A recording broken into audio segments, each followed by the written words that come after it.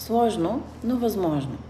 Когато човек си каже, на мен вече ми е много тежко да стоя в тези отношения, искам промяна.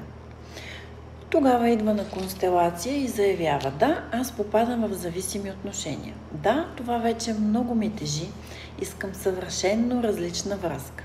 Какво мога да направя? Поставяме системата и гледаме къде има преплитане. Кой с кого е объркала тази жена? И виждаме, че в своя партньор тя вижда баща си. На нея татко в детството ѝ е липсвал. И тя търси контакт.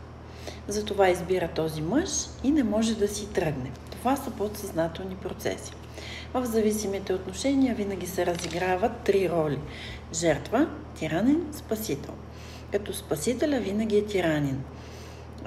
Спасител е жертвата, жената и мъжа имат и двамата вторична полза да бъдат в тези отношения.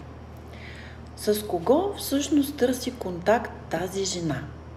Кого всъщност тя спасява? Татко, разбира се. Таткото в детството е бил алкохолик и на нея е липсвало неговото присъствие и неговото внимание. И в тази жена се създава вътрешен конфликт. Искам да си тръгна, но не мога, защото точно това не ми е достигало в детството.